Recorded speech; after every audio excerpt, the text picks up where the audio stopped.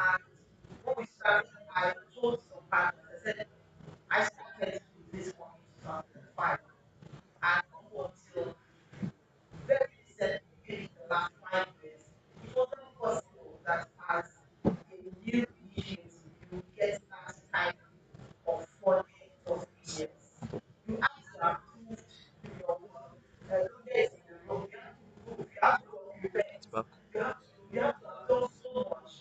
I think our first major funding, we started in 2005. Our first major multi-year funding came in 2014. That was the landscape.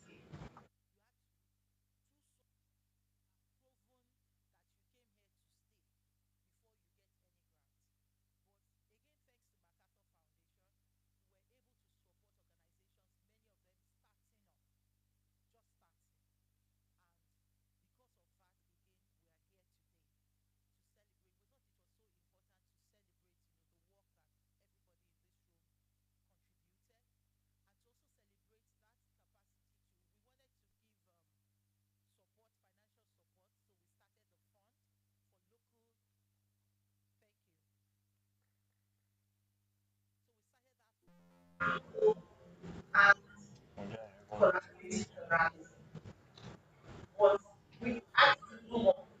We found out that and we wanted to do support to the investigative reporting, but again we had to do more. We found that there were technical organizational support that was needed.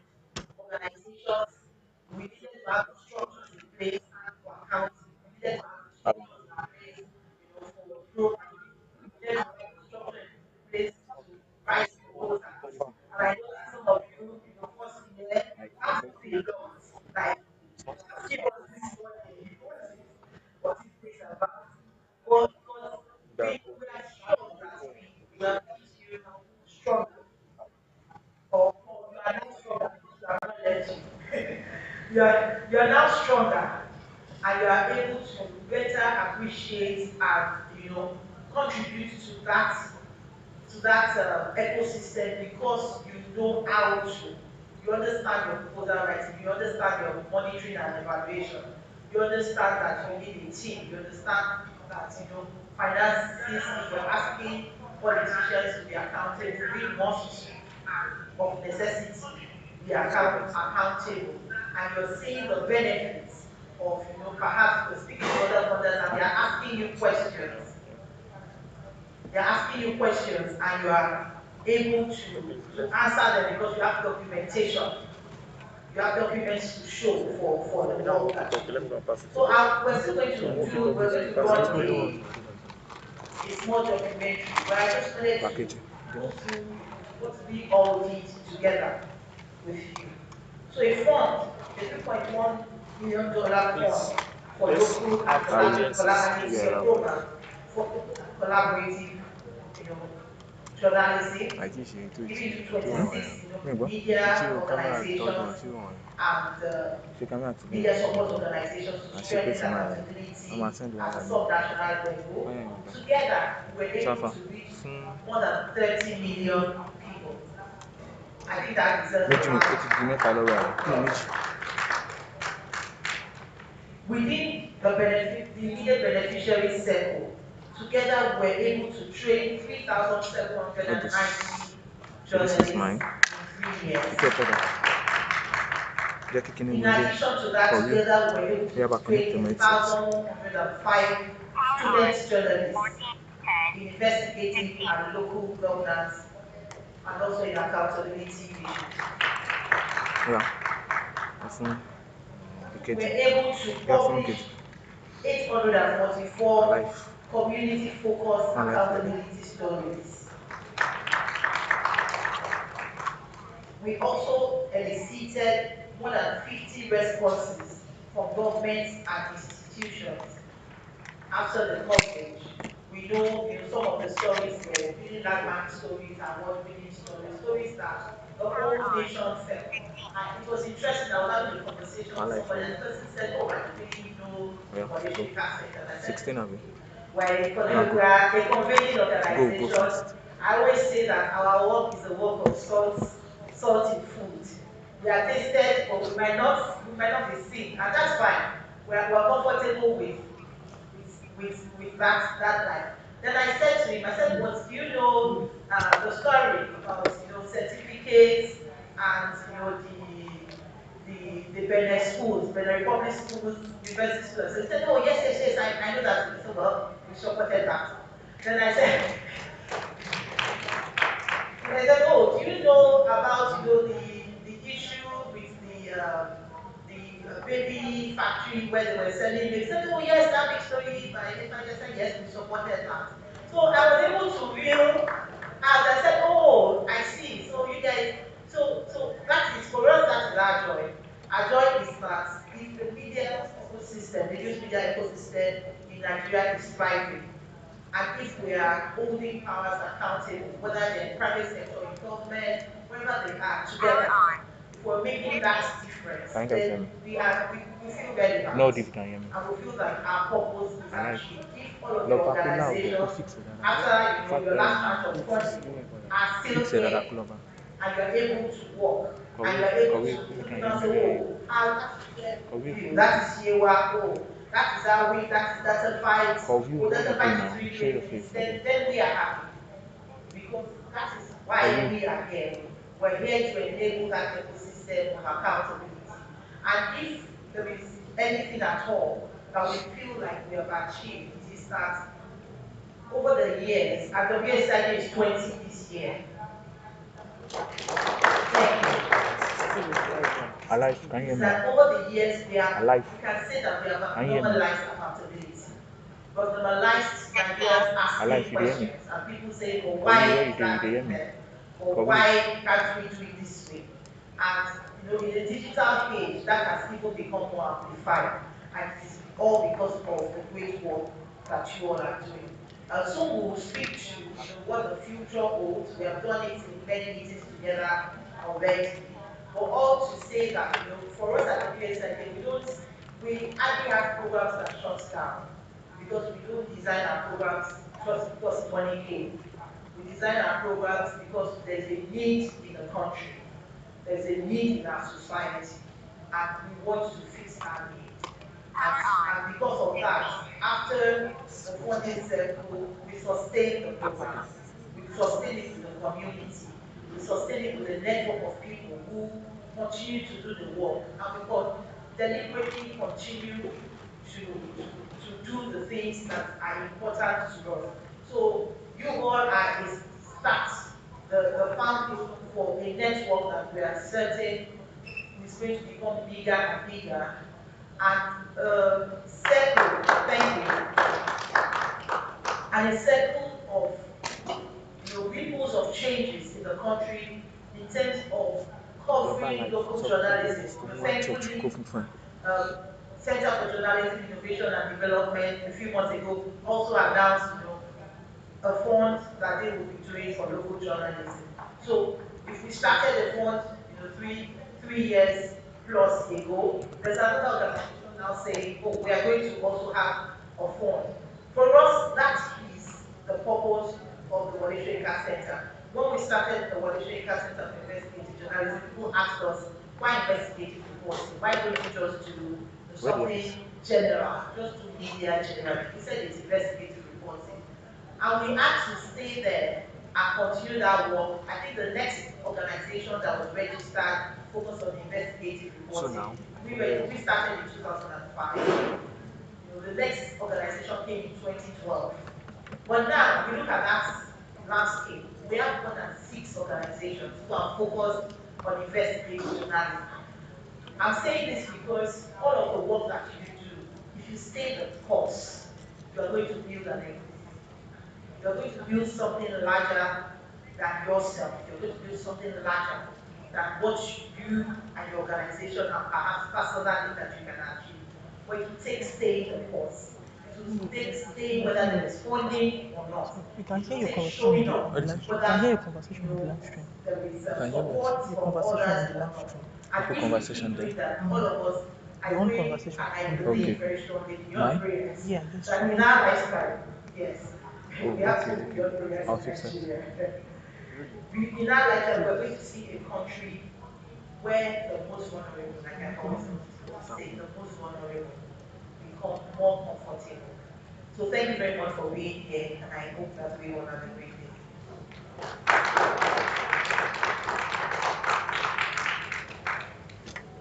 Let's make the applause louder for Mrs. Alaka. Thank you. That's very heartwarming because one of the problems we have as a country is sustainability. Hello, hello. Even at the subnational Hello. levels, the governor comes in, does 4 years, 3 years, goes. The next governor comes. The first governor has started or initiated projects that would have been beneficial to the people. But the next governor comes, abandons all of that, and starts initiating fresh projects that he may not even be able to complete at the end of the day. And before you know it, infrastructure is lagging. There's a report with the Trust Television sometime ago across the country. Let's just look at abandoned projects, and you'll be surprised how many of them are. So it's important, and it's very heartwarming, like I said, for the WSCID to be looking at sustaining this project because it's a good work we are doing, and I'm glad to be in this ecosystem. Once again, let's appreciate Motuna for that. Thank you very much. It's important for us to know that Market Foundation has been the brain behind all of this, and we appreciate them for all they have been doing. Without them, we wouldn't be gathered here. Sometimes, when we started 3 years ago, it was like a roller coaster for some organizations like us. The first year, the drama was a lot. I remember when the WCAD was coming, the team was coming to Abuja, to see how we're doing. And my was telling me, wow, what are we going to tell them? The first year, I thought money came, moved from the personal account, started for this, the accounting lectures, like, you don't understand some things. So we started spending like that. And when they say, yeah, come and say, show us this, please. Show us bank statement for this. So we're shaking. But the thing is, at the end of the day, like she said earlier, they let us stronger. We have built internal mechanisms where we can now be self-accountable to ourselves. They say, who comes to equity? What's the movement? So we first of all learned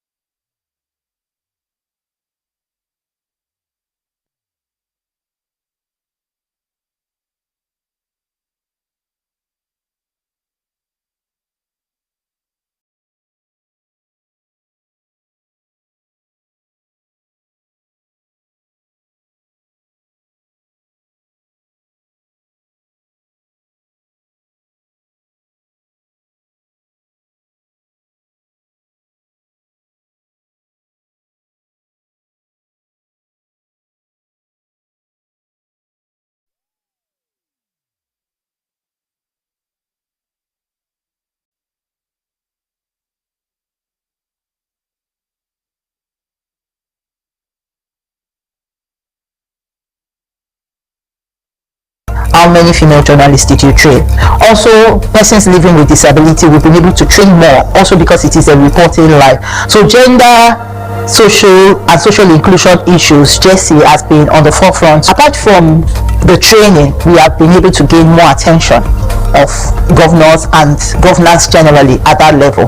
We've had some of our partners have to move out of their states where they're reporting, because now there is someone who is feeling uncomfortable with their reporting because the people are beginning to ask questions. So generally, when the people have more information about what is happening around them, there is generally more attention that is paid to those issues and those areas. WSCIJ and its 26 partners have recorded more than 50 responses to their accountability efforts across the state and local governments from critical stakeholders, and this range from increased government responsiveness to investigative reports. Those investigative stories and conversations influence governance, policy changes and actions, and collectively is to mention the fact that investigations and the accountability efforts has triggered changes across sectors from education to healthcare to various issues that affect the people at state and local governments. A great thing about the collaboratives is that although many of the organizations are really small, they are able to lean on the strength of the bigger organizations to amplify the stories they tell. So for instance, the organizations who have barely 100 followers, for instance, on their X platform, and there is another organization like the Foundation for Investigative Journalism that has thousands, and so they are able to lean on that and say, can you help us to amplify the story that we tell? There is no doubt that the CMEDIA project is driving a media that is strong and independent enough to perform its constitutional responsibility of holding the powerful accountable at the local, state, and federal levels of government, and facilitating a civic space that is robust enough to engage and activate a viable citizenry needed for good governance and social justice. We have now more increased voices of people from the lower levels of government who are heard and who speak about the issues that are most concerned to them. We see a number of local issues that are coming up for attention, and the governments are being forced to respond to those issues. But also, we also see that there is a strengthening of those institutions as well, because many of these groups that we are supporting are played, they are very small groups, organizations that are there. But I think that giving them the support have enabled them to strengthen their organizations, to have better processes and procedures for them to do better than where we met them.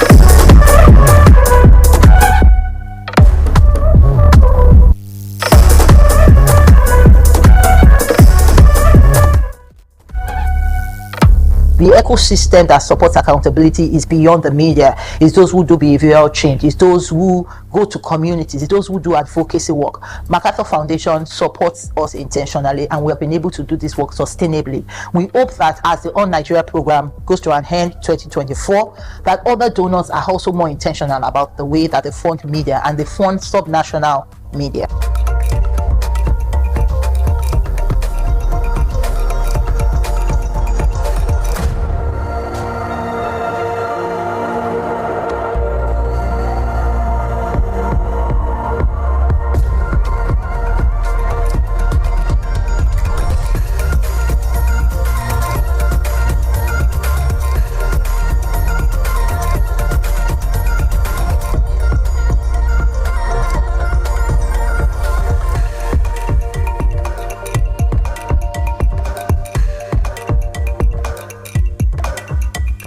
Together for everyone, especially the WSCIJ. Thank you. We have all done great, and WSCIJ has done even greater. Once again, let's appreciate them, ladies and gentlemen. Thank you. Okay, so like she said, this is just an abridged version. There's a longer one. I'm sure we can have access to it probably by sharing the links or something, so we can watch the very detail of everything we did. Thank you. So we'll now begin the experience sharing like we did like they sent in an email. We understand that we're supposed to be speaking to our slide for just 2 minutes per representative, 2 minutes per partner. I understand that we did a lot, capturing the highlights of your 3 years, capturing your highlights, your challenges, your sustainability plan, and then lessons learned from the CMEDIA, local journalism and everything. So I know it's quite a difficult one, but I trust that we'll be flexible enough, being that we need to be out of here by 11 so that we can transition to the next event. So I like to appeal that no matter how much we are tempted to, it's better you do 159, 158 than 201 or 202. Understood? So now each representative has 2 minutes, like I did mention, for their presentation, and we've included a brief transition time for that. So we'll be hearing from all the media partners, each presenting different focus areas. Now the first set of presentations, media, you're going to be projecting the slide for us. I wish you can fix the screen so we can, that's why we're projecting, so that we can actually focus on either one key important aspect, so the rest of the information, you can now read them on the slide. So the first set of speakers are going to come from the following organizations: Africa Foundation for Young Media. Do we have the representative here? Okay. Number 2 is going to be Africa Center for Development Journalism. Number 3, Ikenga Online, Arbalka 89.9 FM, and Clearview TV. Do we have those 5 representatives? 1, 2, 3, 4, 5, yes. Clearview, I'm here. Okay, is there? So the rest of us will join. So 2 minutes each. Media, if we have the slides, we start projecting them. Okay, they need to clear this, right? Okay, so we just give them like a minute to clear the dark spots on the screen, while I again reiterate that 2 minutes is sacrosanct for the presentation. Now, I know that we have 5 areas: your key highlights, your challenges, your sustainability plan, and then lessons. So we can either talk to one aspect, address one aspect that is very key, that you need everybody to listen, and then the rest we will read from the slide that is on the screen. Is that understood now? Thank you very much. Okay, so let's start with Africa Foundation for Young Media Professionals. Ladies and gentlemen, let's welcome with a round of applause. Can I have a second microphone? Can I have a second microphone here? Come this way. You're here.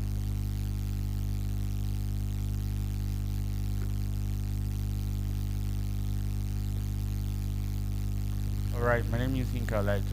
I might likely use 1 minute. If you really want our full report, I think it's available. We'll send to you.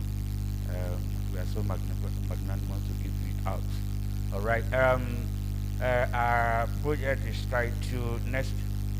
Okay, our project is tied to next generation of media practitioner professionalism and sustainable projects, because we are basically focused on young media professionals 6 years downward. We don't go up. Some of the things that are major highlights that we are so proud of: we pioneered the inclusive media in most of the country media houses. We're the first that started the issue of disability and inclusion reporting, that had gained a lot of visibility within all the media houses now. We're able to train about 849 campus journalists, early career journalists across Nigeria, and maybe a part of Africa too, because we constantly have people who demanded from. In terms of our accountability issue, we're so grateful to Makato and Mrs. Mosnayo. Sometimes when she calls, and initially when I started, I used to think that what is our problem? Go self. But I have come to appreciate it. I'm telling you, the level of professionalism that we have built in our accountability structure, our corporate governance, our team, though we're like small team, but at the same time we're very effective. And more importantly, now we did like 400 stories in our newspaper. We also have a newspaper in Nigeria, Grassroots News, that cover local news issues. One of the things that I will not forget is when we rented our apartment office around Ikeja, where we are, all the roads in that vicinity that house like 500,000 people in Lagos, all the street roads were bad. we started asking questions, sending. Please conclude. Yeah, doing a lot of stories. And then because we knew that Nigeria grassroots news traffic was very small, we collaborated with other media big houses. Today, in all the streets that we are, all the 8 or 10 streets have been tarred and is now very, very, very, very, very doing well. Minus that, there was a street in Bayelsa that we were pushing. We got it done. About all of that. One other thing is now we have a mini studio where we do accountability story, difficult conversation. Thank you. Africa. Thank you very much. Thank you very much. All right. Thank you. Okay, so can we have the next person coming in? Africa Center for Development Journalism. Do we have the representative here? Okay, the next. Ikenga Online. Ikenga Online. Okay, a round of applause for him. 9:14 to stop at 9:16.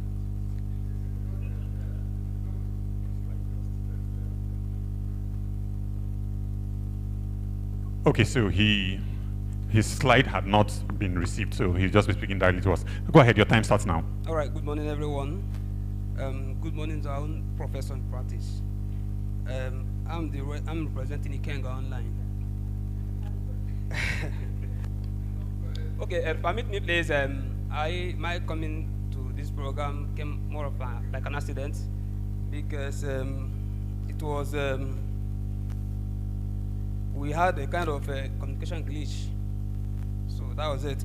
We did a program, 3 years program. Ghana was able to empower over 100 journalists in the southeast region, comprising Imo State and also the Abia State. Ghana also empower students, over 200 students of ESUT and UNISIC with campus reporting and other skills. We carried out research-based performance evaluation of governors in Southeast, thus translating accountability to ordinary citizens. Sustained the Ikenga Online monthly town hall meeting. We did what we called, we have this sustained program known as the Ikenga Online town hall meeting, which we invite reputable individuals, elites, to talk about governance issues in Southeast Nigeria, particularly insecurity. You know, Southeast today is saddled with a whole lot of insecurity and also under-security challenges. Challenge and limitations. We have the limited funding constraint, the limited funding constraint programs expansion, key media lessons, amplifying citizen voices through local reporting drives accountability, shedding light on governance issues and engagement, promote reforms and development. A way forward, sustained support and training of journalists can have long-term benefits for accountability, particularly at the local level. Thank you. Thank you very much. Thank you. That was direct. Okay, can we have Albarka FM? Let's welcome with a round of applause. Thank you.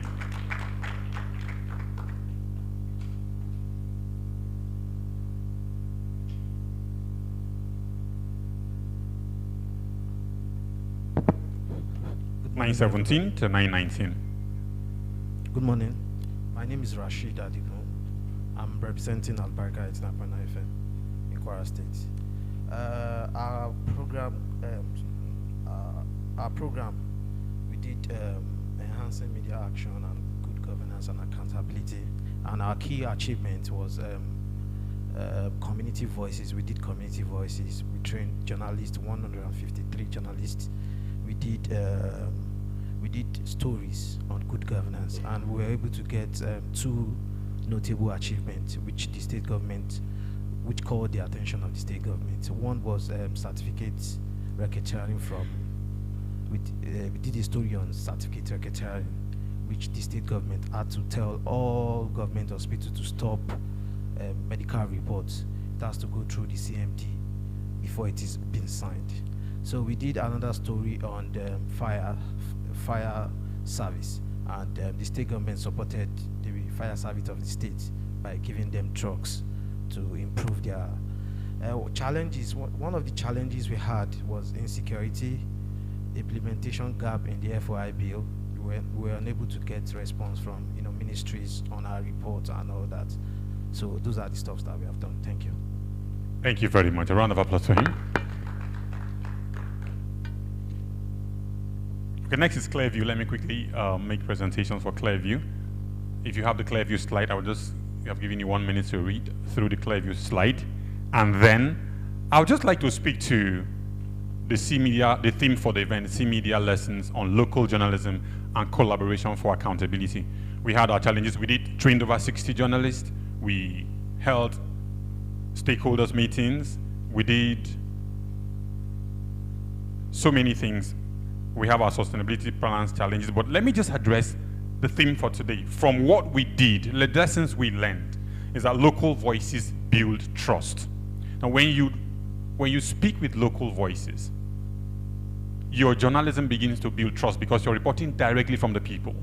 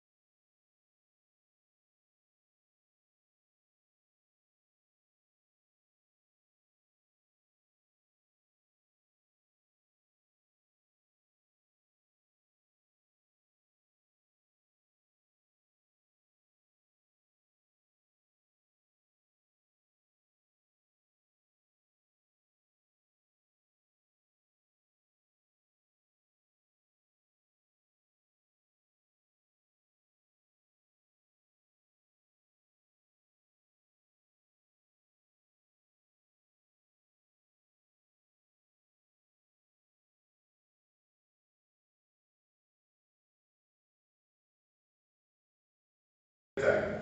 So it wasn't because we were based in Kano, we focused on North Central and the Northwest, but apart from that, we saw our story flying all across the country as a result of the networking and the collaboration in which we've been able to have. At the same time, we looked at the issue of sustainability because money is the oxygen of journalism. In the sense that you can't be investigating report without money. You can't travel around. You can't do undercover without all this. So we looked at creating alternative source of revenue for ourselves through the use of our social media handles and what have you. Thank you, sir. A round of applause. Thank you. Thank you. Okay, so before I go to the next part, I'd like to inform us that we're trying to drive online participation and traction. So you're free to take a selfie, take a picture, and share online on X, on Facebook, on Instagram, using the hashtag CMEDIA, hashtag local journalism. So those two hashtags, you can see them on the screen. So feel free to do that. Let the world know that we're doing this. So take a picture, make a post, CMedia, hashtag local journalism. Thank you. Let's do that while the program continues. For partners who may just come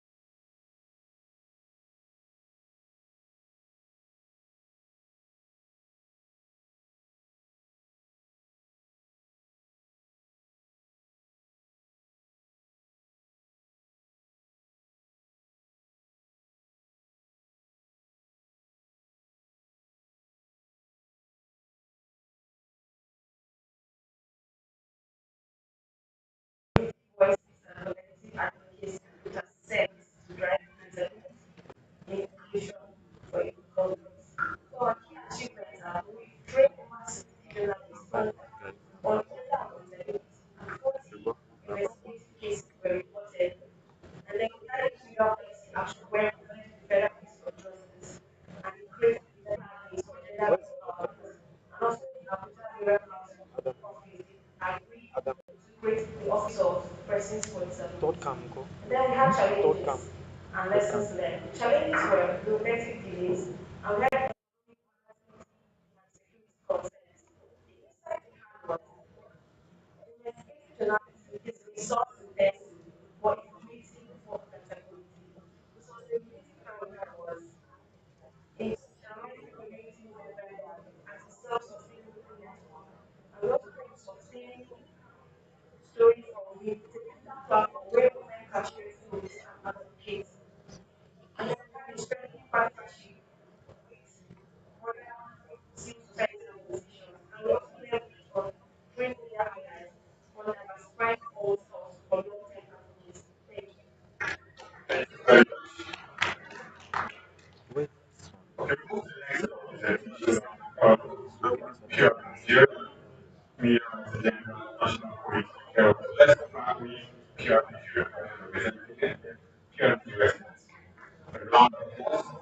Pure Nigeria. Okay.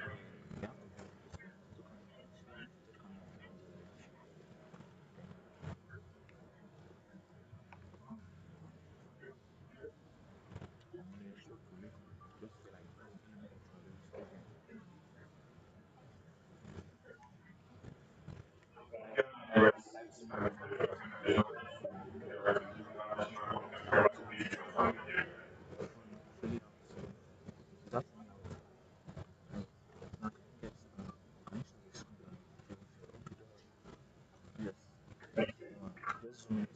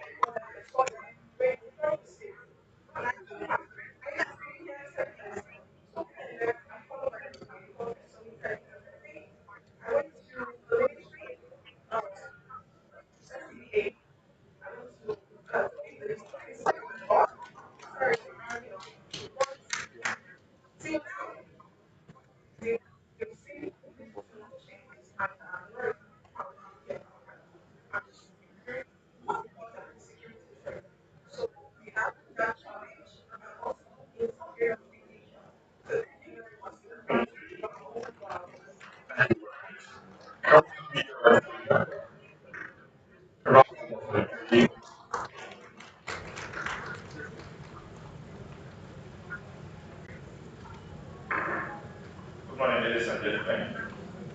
My name is Ayo Diloge. The title of our project was Supporting the Media for Inclusive and Accountability Response in the Country. Media is a non-governmental organization that promotes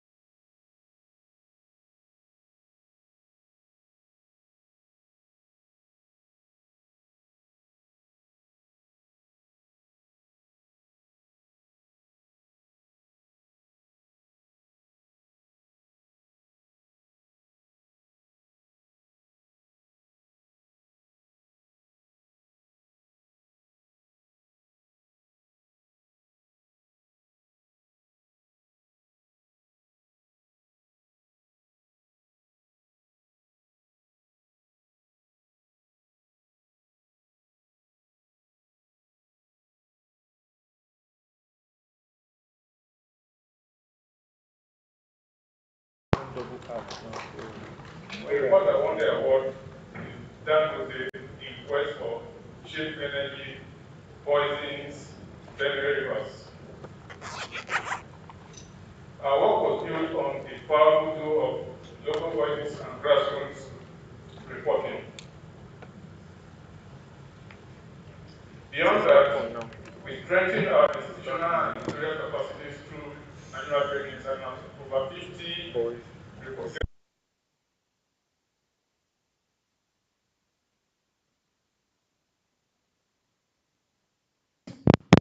Learn three vital lessons.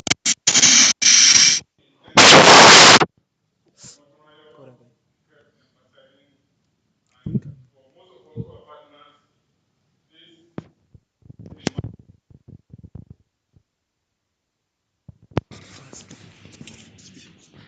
this of course, we face a lot of challenges, including manpower constraints, difficulty because of funding, difficulty in retaining good reporters because they are always needed elsewhere. And because of the funding constraints, we are not able to keep them. Sometimes the pitching they do is expensive and goes beyond the budget that you have. Okay. Looking ahead, our sustainability plan is clear. We, will, we are trying to establish a permanent investigative desk. We are working on a strategic plan to set up an internal investigative fund, which will drive from our members and our subscribers. We are also formalizing our commitment to gender and social inclusion in our reporting. Essentially, we've learned that driving accountability starts by laying a strong, resilient, and intentionally journalistic foundation. Intentionally again. So going forward, like I said, we are trying to expand our revenue base by not just because online journalism that we do generates little resources. You have little uh, adverts. So what we are trying to do is to strengthen our affiliation. For instance, with the Showing Foundation, so, for occasions like this, so that when they get uh, funding, funding opportunities, we can always be on the same page. Yeah. Thank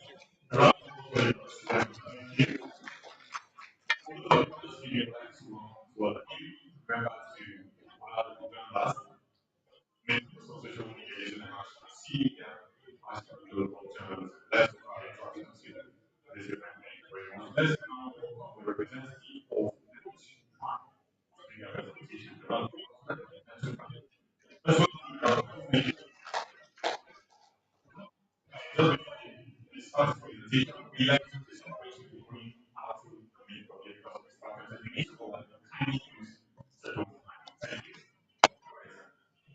Morning, everyone. My name is Mohammed Idris. I'm representing Neptune Prime. Good morning, everyone. Once again, I'm Mohammed Idris, and I'm representing Neptune Prime. Not the minister. Thank you. So, our title project is driving accountability with local voices, grassroots reporting, and collective action. Before I proceed further, I want to refer us to the opening statement of the chairperson for Malaysia Center for Investigative Journalism. Yes. If you can go to your pamphlet, you see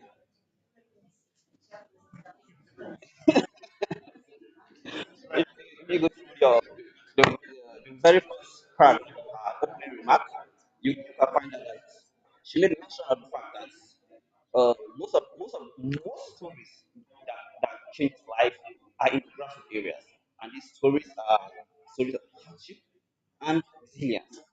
I think it's the very first paragraph of the opening statement. So, uh, on that note, I want to go back to our own something now to show that we have conducted a whole lot of engagement and research war-prone areas of Yobe and Ogun states. And these that stories that touch people.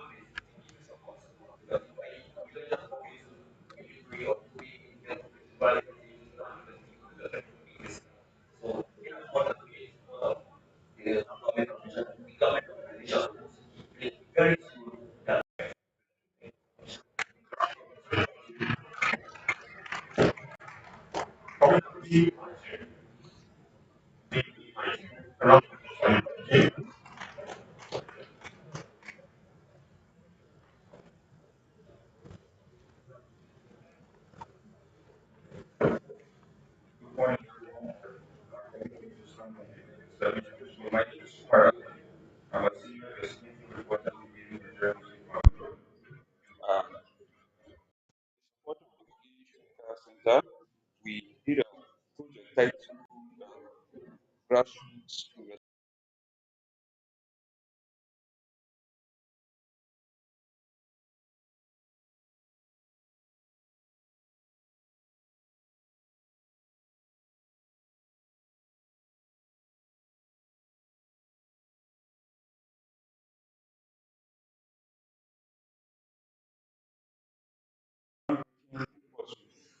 We published within this period. Of course, one of the major ones are the fake degree certificates, how fake degree certificates are obtained from Benin Republic to go and from other countries.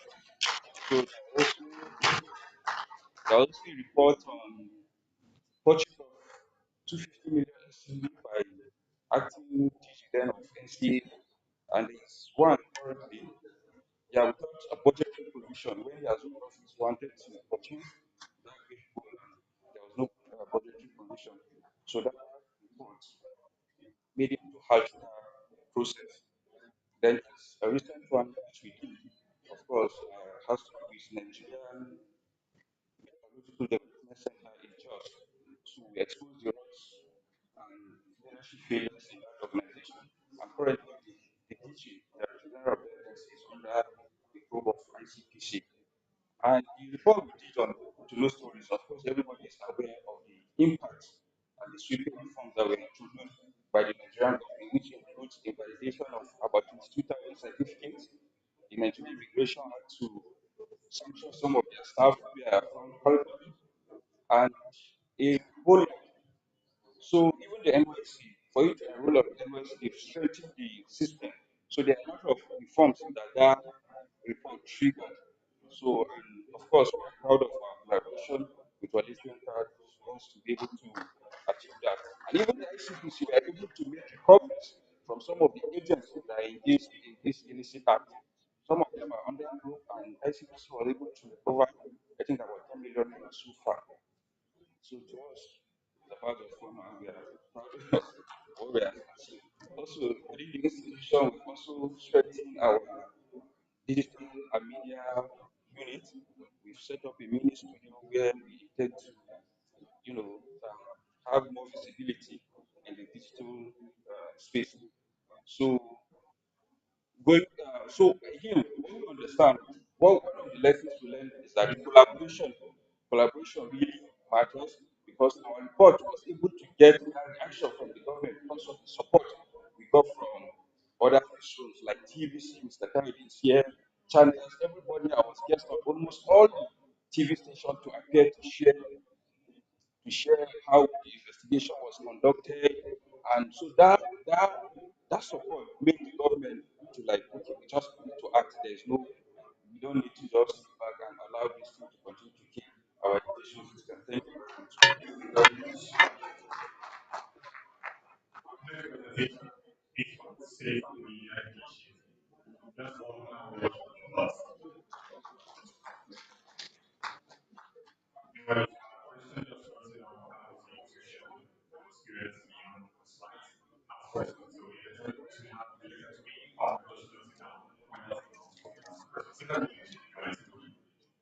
Good morning, ladies and gentlemen. My name is Elena Ma'an from CMEDIA Initiative. The past years, our journey under the CMEDIA project has been one of learning, grassroots reporting, and collective actions. Our area of focus has been on research, training, and advocacy. Our achievements will strengthen our institutional capacity, improving how we manage projects and deliver impact, and it has made us more efficient and better equipped to support our mission. Impact of our stories. Our story has gone beyond headlines. They sparked real changes through local journalism. For instance, when communities face issues of poor infrastructure or lack of proper healthcare, report creates a pathway for dialogue and ensure a positive change in the community. Our report has also created more lives in some communities that we've been to. And one of our major outcomes was a successful campaign that led to a shutdown of the biotech company operating without proper oversight. Another case is of the serial rapist who has always terrorized the community, raping young children, infant children, and through our campaign, through our investigative journalism, he was apprehended and jailed, and we made sure we follow up thoroughly so that he will be jailed because he lasted for 3 years before he was able to jail after being caught. But because they wanted to sweep it under the carpet, due to several media initiative follow up and constant reporting, he was finally jailed. The lessons we've learned so far, thank you.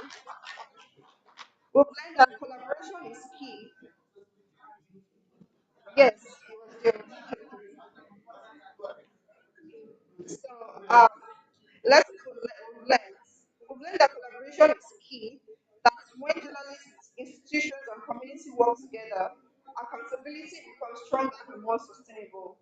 The challenges, we've experienced a cyber attack that brought down our website, but we've been able to recover it now. Sustainability. Sustainable change is built not just on resources, but on trust, resilience, and shared vision. Thank you.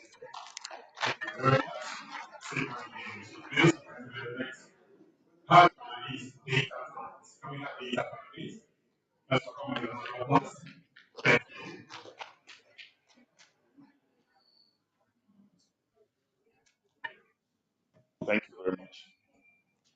Um, and thank you, Microsoft and Wole Soyinka Center for investigative journalism. Our project was about promoting access to information and social accountability for the socially secluded. Um, Besides the fact that we were able to train 300 journalists, civic actors, and students across Nigeria's six geopolitical zones, besides the fact that we were able to publish more than 180 investigative and data-driven reports. We deployed Amfani, our open data platform, with over 11,075 data sets.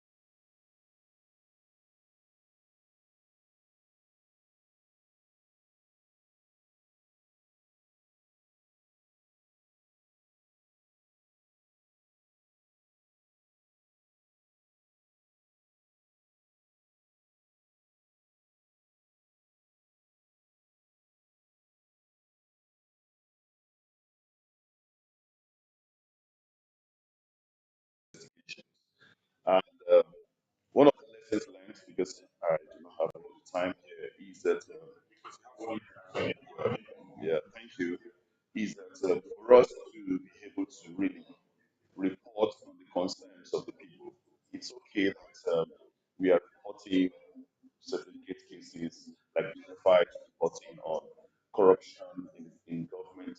But there are also things that are of interest to the people in those communities, those riverine areas, those places where they don't even have certificates. They don't even have access to fake certificates. There are things that are of interest to them, and we have developed Go Local, a platform where we can get more than the reporters in this room. We have been able to have over 1,000.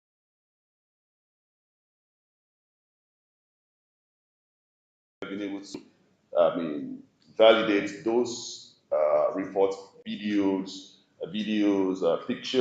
and the things. Few just beyond the numbers. 37 people were killed or this or that, but we were able to hear the experience of the victims, of the people themselves, backed up by data, backed up by pictures, backed up by videos, and that way, and then we compensate those people who come on this platform to report. That way, we democratized reportage.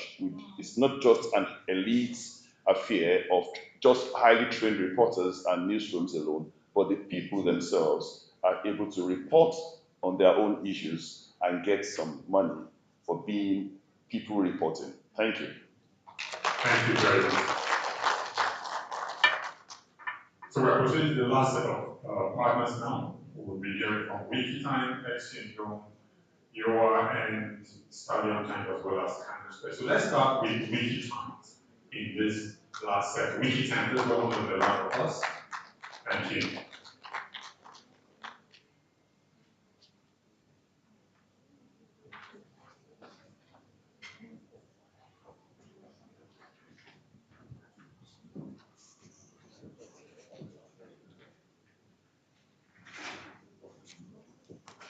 Good morning, everyone.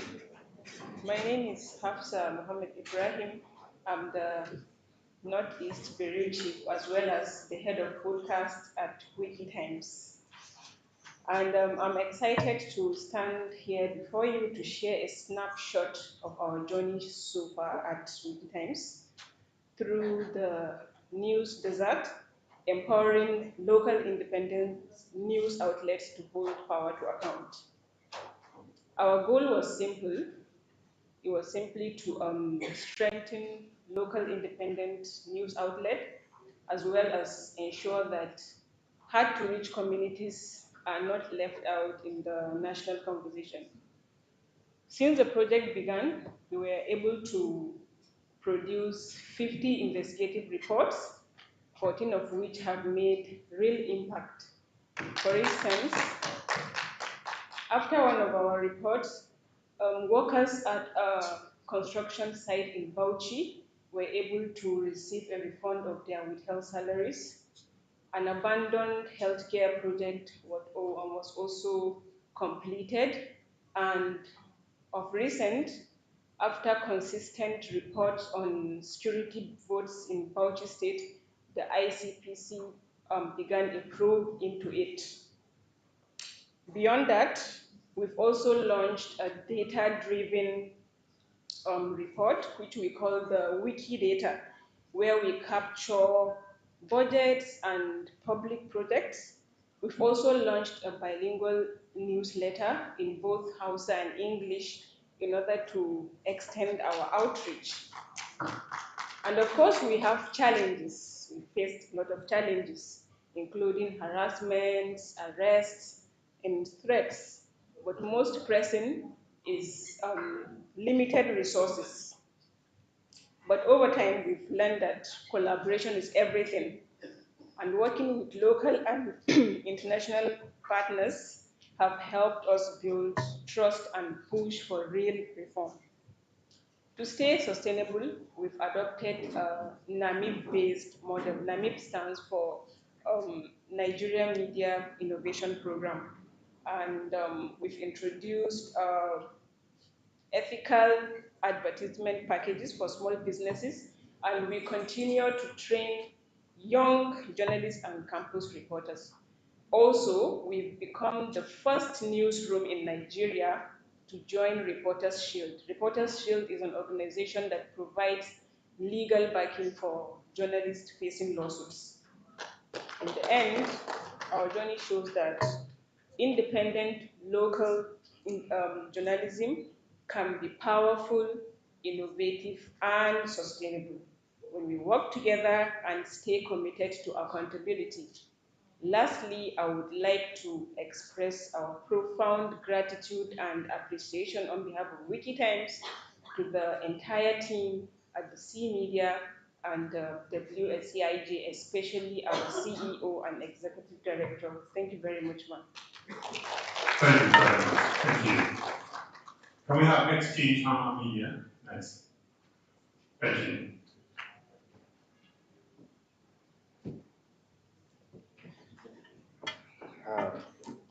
Good morning, everyone.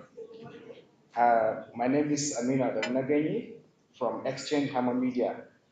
My boss lady just left. I have the privilege of working with Wikitimes before later I transitioned to Exchange Hammer Media. So in this CMedia, I actually have experience of 2 newsrooms. It was really a great opportunity to be part of this collaborative work. We did a lot of things through what we call community engagement and accountability reporting, where we focus in Bauchi, precisely in Bauchi and Gombe State. We train community activists and students, as well as local reporters, especially from radio stations. And in doing that, actually, we were able to empower communities to give them voice. But what I was actually very happy about is that there is a particular road in a community in Bauchi, which is coincidentally my birthplace. And when I went to the village, I saw the situation. The road was abandoned. And because of this intervention, we were able to report on it to expose people that are involved. And at the end of the day, the lawmaker took us to court. But after taking us to court, they eventually went and completed the project. So whenever I'm driving, I actually feel honored. So we thank you very much for that. And another challenge, apart from the litigation and some other stuff that I find, is that people in rural communities actually, they don't have connection with the government whatsoever. So looking at us, that we are asking them to share with us their concern about some certain things in their communities, they actually, promoted us to a position that we couldn't actually do anything to them. For instance, whenever there is a problem in the community, they'll be calling you on phone, telling you, hey, this is what is happening. Tell our governor, tell this, tell that. So that is actually part of the challenge we are facing, and still we are facing that with them. Whenever there is a problem, they reach out to us, and unfortunately, in some cases, we are only helpless. We are only journalists. So another thing, we also report about actually banditry, because so many people, when they talk about banditry, they talk about Northwest and North Central. But actually, there is banditry in Northeast, apart from the Boko Haram crisis, especially in Bauchi. Bauchi shares borders with Taraba and, Plateau states, and of course, Kano. So in all these border areas between Bauchi and Kano, there is banditry. Between Bauchi and Jos, there is banditry. Between Bauchi, Taraba, and Gombe, there is banditry. And we were able to report on that. We drew attention to the Bauchi state government, and in some cases, actually, they have made very good intervention in collaboration with the police. We are hoping in some other places they will also do more, so that the issue will be addressed. Thank you very much. Thank you very much. The next is Canon Digital Hub, please. Round of applause. Thank you.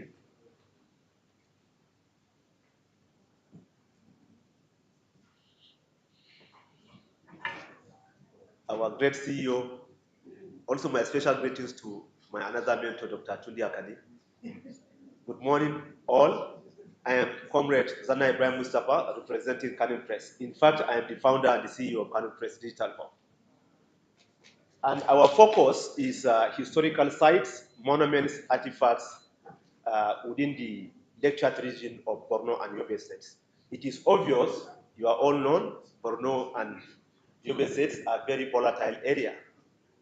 But glory be to God, in the last 3 years, we are able to navigate and create a lot of impact with the intervention of MacArthur Foundation and Wale Soyinka Center for Investigative Journalism.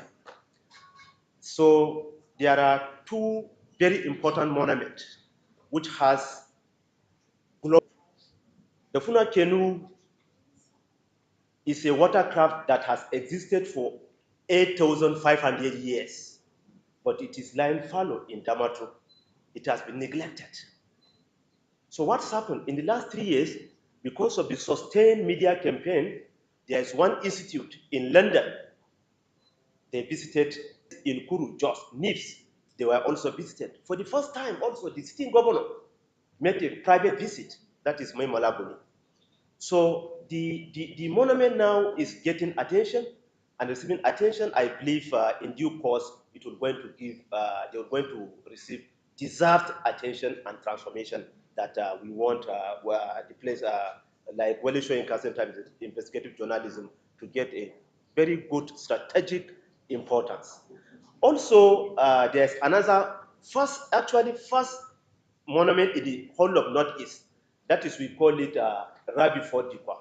Rabi Fort Dikwa is a very important monument in Borno State or in Kano, Borno, because even one of our professors wrote a whole of book, about 2 volumes on that Rabi Fort. Because Dikwa is an ancient African town. When the colonial masters came, there was a Jamu also want to dominate that very particular town. British also want to dominate that particular town. There are a lot of resources.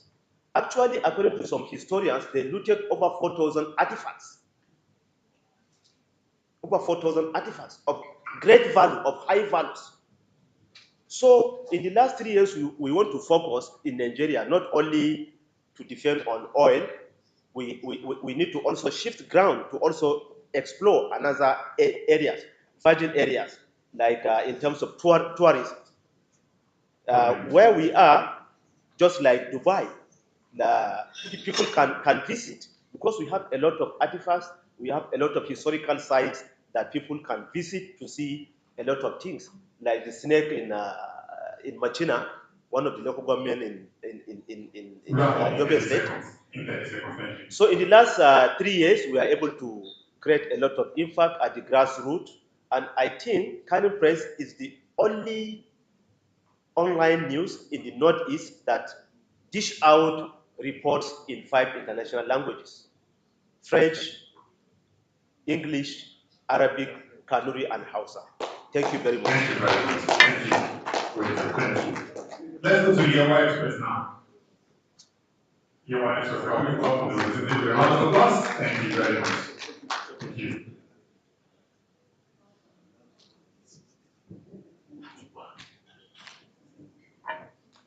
Good morning, everyone. My name is Abdulhamid Al-Ghazali, and maybe I have the weirdest experience in the cohort. And since everyone has done one story or the other, I will go ahead and just say one of the most important things this grant has done to my organization. It's very important, very profound, especially because we're talking about sustainability. The funding, the support actually took care the journalism aspect of our operations and so on. And the funds we used to earn through our, through advertisement and so on, was freed up, and we were able to invest in a lot of businesses outside the media value chain, because I know for sure, even in 100 years, journalism will still be the most important, asset for public good, and that media organizations must be influential, must be able to raise the funds to, cover the expenses. And so therefore we knew that the media industry is becoming littered. There are newspapers all the time, so funding is drying up. And so you need to fund, outside the value chain, so that at least it can sustain your operations. Maybe next year or in the next 2 years, we'll start giving out grants. Because I'm a businessman, that support really helped me to focus on investing. I mean, in the Northeast, we supply, nearly 40% of the cattle slaughtered in Lagos, 6,000 or so a day. Now, why will I be locked up in the newsroom just looking for grants when I'm reporting this is an opportunity, I can invest there and then get cool money to run the newspaper and even go as far as to giving grants. That grant was a very important opportunity. And I think all newspapers should look at, investing even outside the value chain. It's very important because grants are drying up. And then we are getting so used to the ACs in the newsrooms, we don't go out. And in a matter of just years, our newspapers will fall. So you see, especially because for me, when we started the grant, the first 3 investigations we published, one of the state governor buying rams worth 150 million and giving to people who we don't know who, cost me my very good relationship with the state governor, who was my neighbor before he became the governor. That story cost me my relationship. I knew I was in for a big ride, so I needed to, cater for my sustainability. And I'm maybe next year we'll start giving grants. I'm very positive. So, thank you very much. Thank you very much. Thank you. So we are starting on time. Starting on time, second to the very last. Thank you. Very great.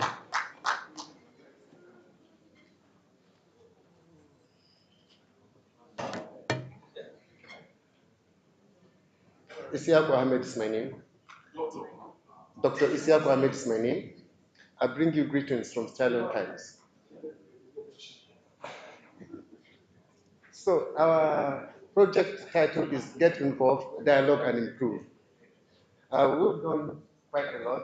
You can ask questions on any of these if you like, but I would like to look at some of our challenges and our sustainability plan, just like you did talk about. So for us, the grant from WSIG was an eye-opener. Apart from doing the newsroom work, sending people out on the field to do reports, we also felt that there's a need to also support ourselves, because at the end of the day, the grant will come to exit. So how do we continue to do the work that we do? So we decided to diversify. And the diversification that we have done ventured into multiple businesses have begun to yield interest to us. And we have begun to see how we can work and continue to do our investigations come next year. Lessons learned. Sometimes when you go to do these stories, we go to the remote area, local villages, we do these stories. But when these stories come not in their language.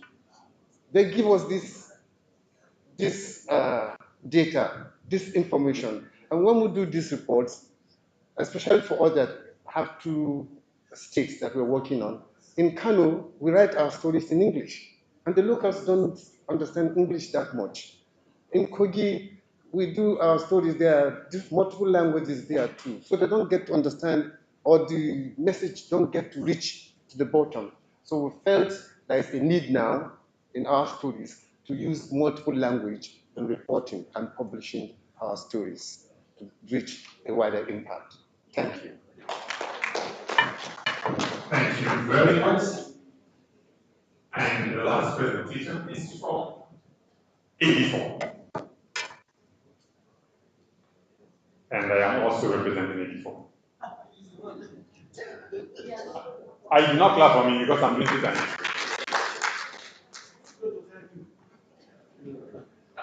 Since it's the last presentation, I can't explain it. It's no problem. I just we have kept the time. Okay, to start. Okay. All right, thank you very much. From '84, we're in the same ecosystem, radio, TV, Clearview and '84, and because we promote collaboration, so we share experiences, we do one or two things together, and all of that. So the project focus was on corruption and the falling standard of education in the FCT. It was an app fallen. It's supposed to be falling standards, falling. So the graphics person in the kind of era. So it was an eye-opener because a lot of people think that in the FCT, because it's the federal capital, Nigeria's capital, everything was going to be standard in public school. But by the time we got to the field, we understood that it was a different ball game altogether. And because of that, there were a lot of challenges in the field. At the point, camera crews were attacked. When we go to the schools to go and record, you find that students in Kuje, in some of those areas where we still sit on the floor, some of them they sit on desks that are not what the federal capital did. So it was quite an eye-opener for that. But in terms of project highlight, 360 journalists, 20 per year, held series of school debates, 300 plus reports, including investigative features, special and regular reports, produced and distributed thousands of fact file on what education should be like according to the standards set by UNESCO and all of that. So we did that. For the lessons we learned, voices authenticate stories at the local level. When we got to those schools, we now had, oh, this is what it is like. What these people are saying in Abuja and all of that was actually not the correct thing. By the time you get to all those remote areas, when you go to Asokoro, you go to Kariki, you go to Itana, fantastic. But beyond that, even suburbs that are close to all these highbrow areas had a lot of, issues to discuss with. So we're talking about partnership to improve accountability and also community reporting, boosting relatability. You can relate with these stories when you report as a community journalist. You see all of that. And then to drive accountability, we say expand the frontiers of local journalism. We cannot emphasize this a lot. I think that in the years ahead, more focus of journalism to be on local reporting. That is where impact will come from. That's where we'll hear the real stories out there. And then, template for collaboration. We need to strengthen that. If a template works and we are in a similar ecosystem, we can replicate it. That is what collaboration is all about. And then ensuring security for truthful reporting. And then at the end of it, we agreed that one of our sustainability plans, apart from leveraging on the lessons we've learned to stay afloat, we're going to be producing low-cost reports on education because if when we had funds, we could do this. Now that we do not have funds, we could say, okay, who can do this? If we did report for 10 naira, who can do for 5 naira for us? That we can generate that from the level of the office and keep doing. Even if we don't do the number we have to do during funding, we can do that. And then collaborate with partners to sustain, source grant within the media ecosystem. And then pray that Riot spend will achieve success. That when she applies again for more grants, she will succeed. So that we too can be beneficial. So we held hand and we prayed that the next application that Mrs. Alaka is applying for grant will also work in Jesus' name. Thank you very much. That's some clarity from Easy. Thank you. Okay, so now that is done. Once again, ladies and gentlemen, a round of applause for all the partners for this wonderful presentation. We want to take like 5 minutes to fill the feedback form. So for partners who are in the CMEDIA group, WhatsApp group, they're going to drop a QR code. Now, everybody, you're going to scan this QR code for your feedback. You can scan it on the screen and also in the WhatsApp group that's been dropped in the WhatsApp group. So let's take the next 5 minutes to do that. If you need assistance on how to work it out, in order for you to fill the form, the media team is waiting.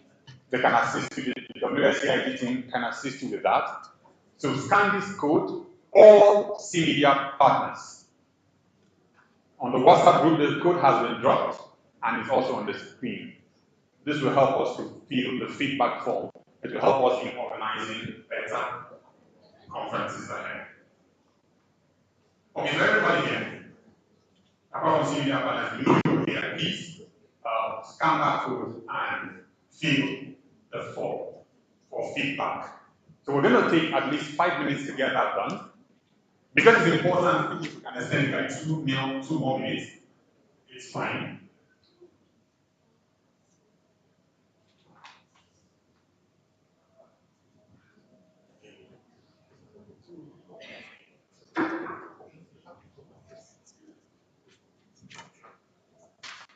if you have this program with you, the QR code is at the back of this program. That's pretty much close to you, right? Send the back of this program, that's a QR code over there. So just flip the back of your program in case you find anything difficult to get the screen or the WhatsApp group. I'll just find out there. Thank you.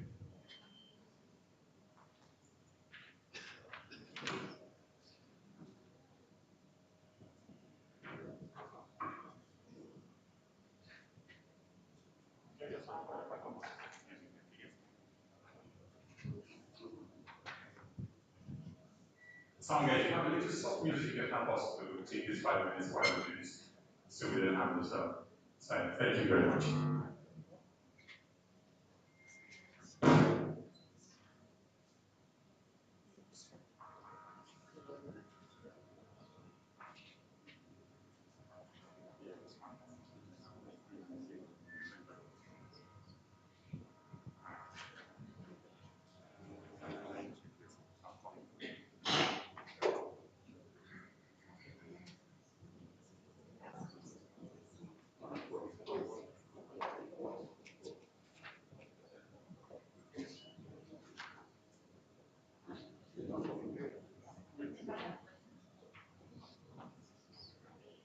Well, we're filling the feedback form.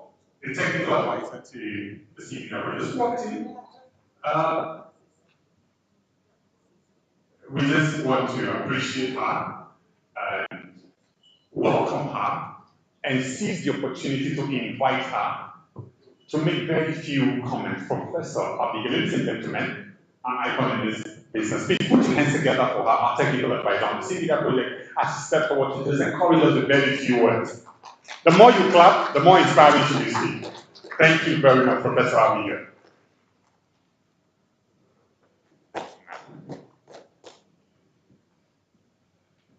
It's still morning. Good morning, everyone. Yes.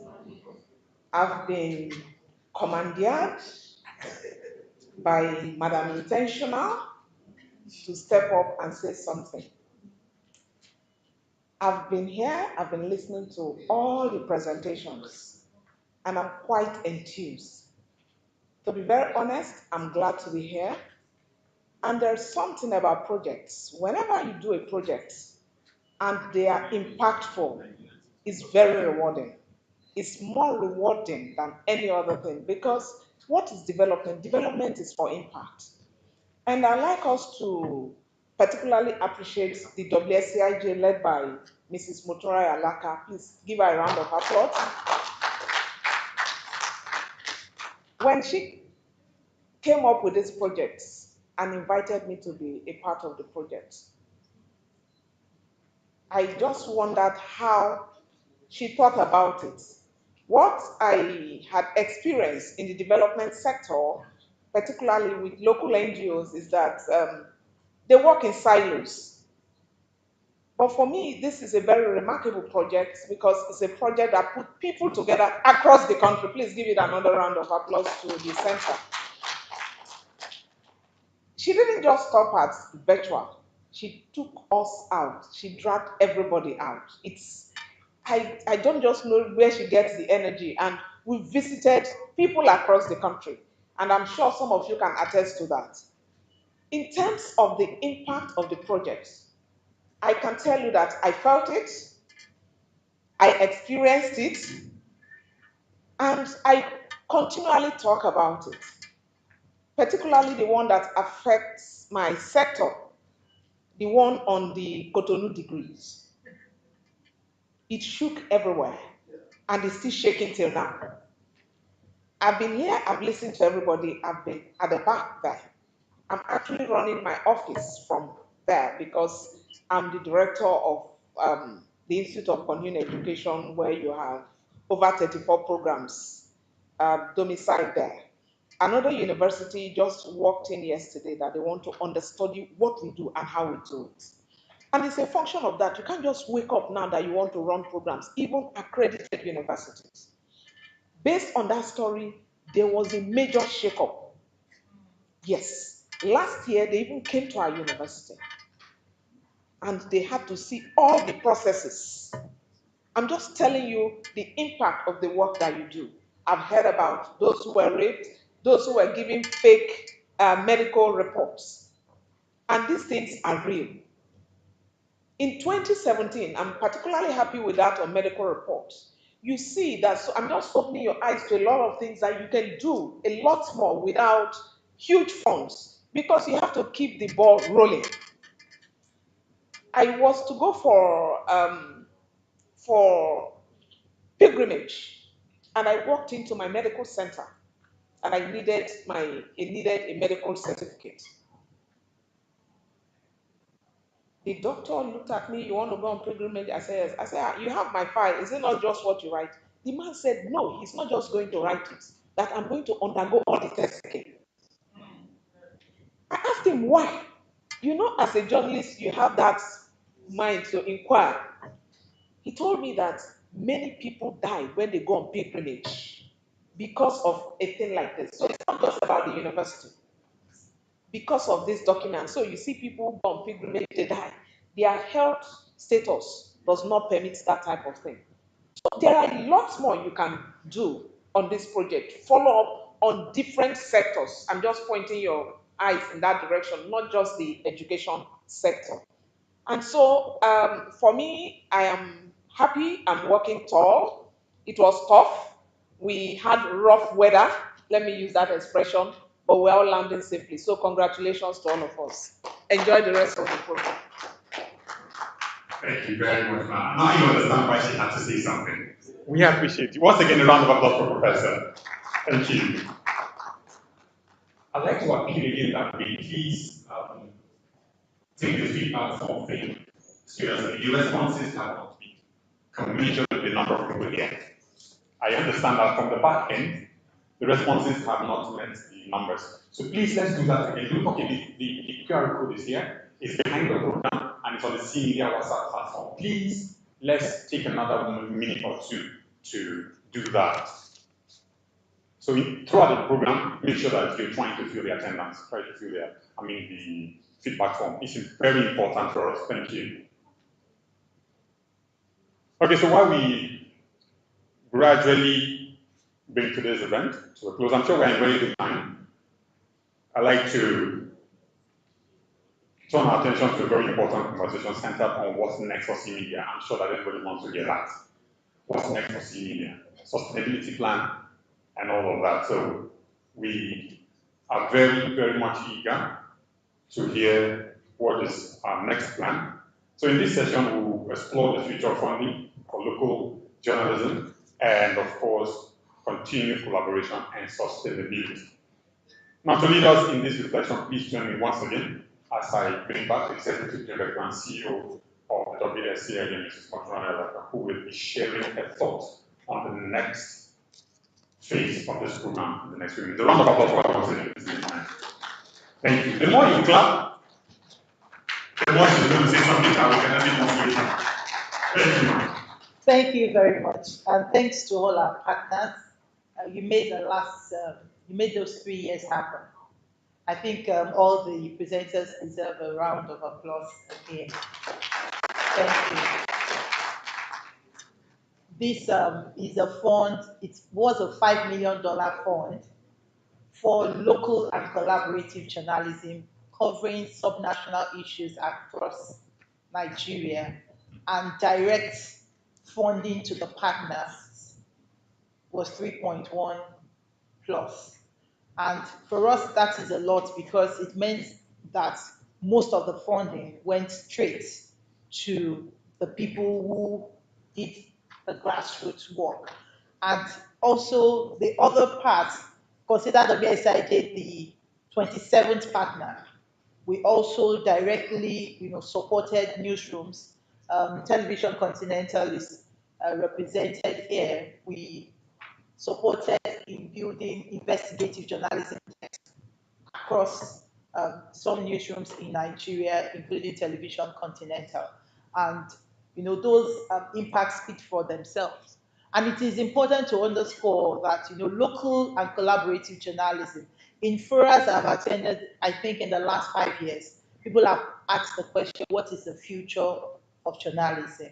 And I've repeated 3 words. I've repeated that it is local, it is collaborative, And finally, it is digital, and that digital is mobile.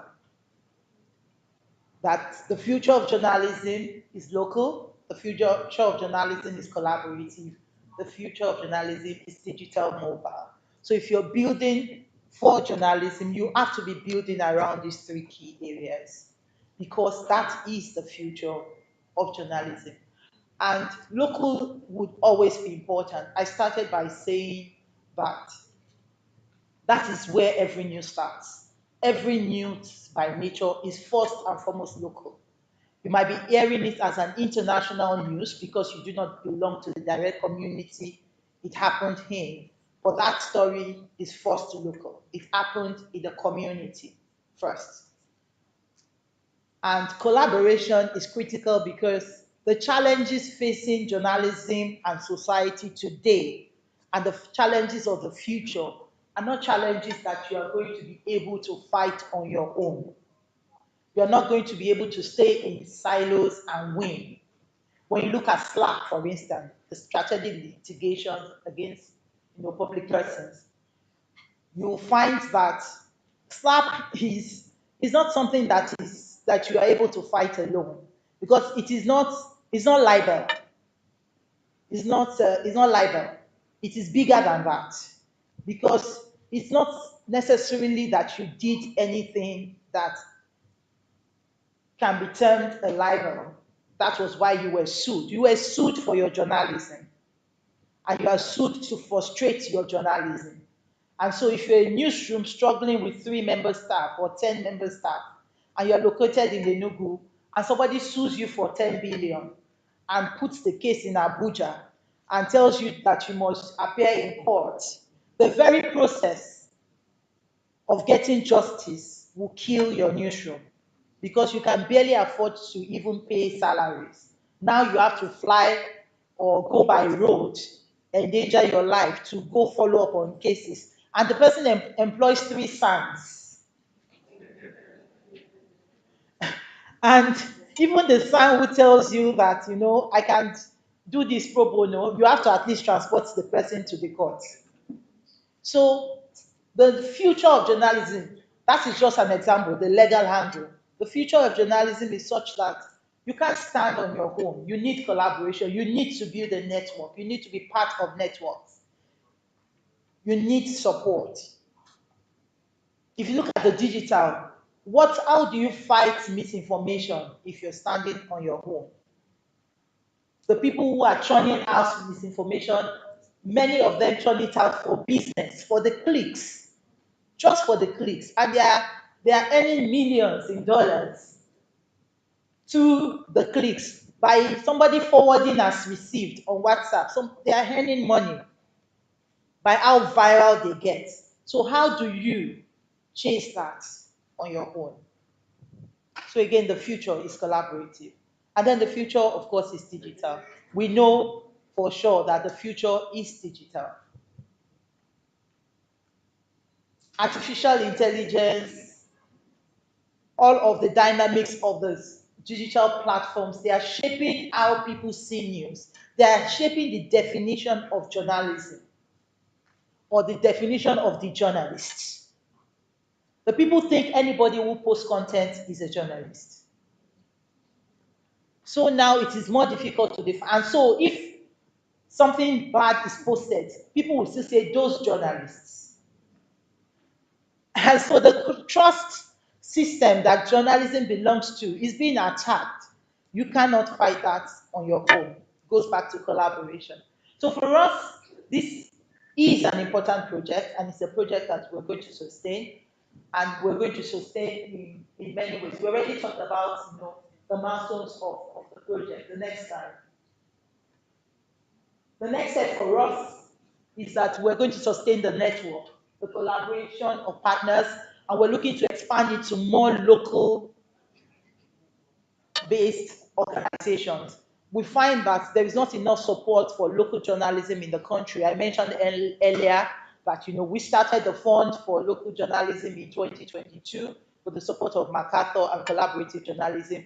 And this earlier this year, just a few months ago, the Center for Journalism and Innovation and Development also announced, another fund for local journalism.